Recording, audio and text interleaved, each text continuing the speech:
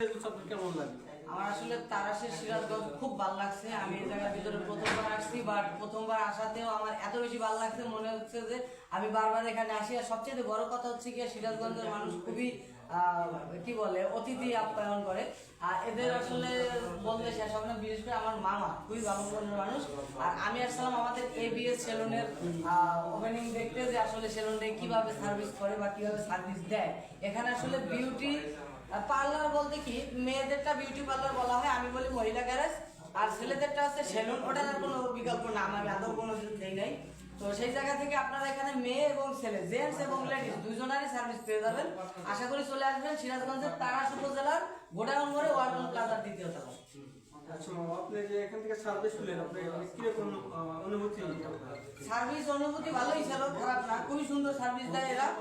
বিশেষ করে বিউটি পার্লারে আরো বেশি ভালো সার্ভিস দেয়, যেটা আমি আর কি পরবর্তীতে জানতে পারছি। আচ্ছা, মামা, আপনারা এইভাবে সবসময় মানুষের সার্ভিস দেবেন তো?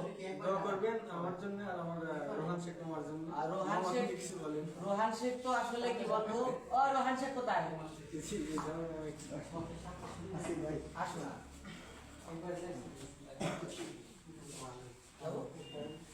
আচ্ছা রোহান শেখ, তোমার এই সেলুনে তুমি কি কি সার্ভিস দিয়ে থাকো আমাদেরকে যদি আরেকবার বলতো।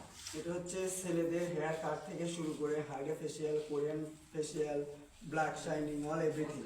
মোট কথা হচ্ছে সিরাজগঞ্জে যারা আছেন, সিরাজগঞ্জের তারাশে যারা আছেন, তাদেরকে বলতে চাচ্ছি আপনাদের আর কষ্ট করে ঢাকা যাওয়ার কোনো প্রয়োজন নাই। আপনারা তারাশ উপজেলার এই গোডাউন মোড়ের ওয়ালটনের দ্বিতীয় তলায় আমাদের এই সেলুনের মধ্যে যাবতীয় ব্যবস্থা পেয়ে যাবেন। এখানে বউ সাজ থেকে শুরু করে মুসলমানের সাজ সাজাও, অপশন থাকলে সাজায়। বলছিল কি, এক মহিলা বিউটি পার্লারের সামনে প্রায় 10 বছর ধরে ভিক্ষা করতেছিল।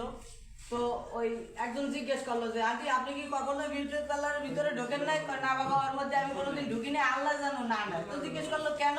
ওর মধ্যে যারা কোনো ঢুকছে কেউ ফেরত আয় নাই, মানে পরবর্তীতে চেঞ্জ হয়ে বাইরে, তো যার কারণে উনি মনে করছে যার ফেরত আসে না। তো ভালো থাকবেন, সুস্থ থাকবেন, আল্লাহ হাফেজ।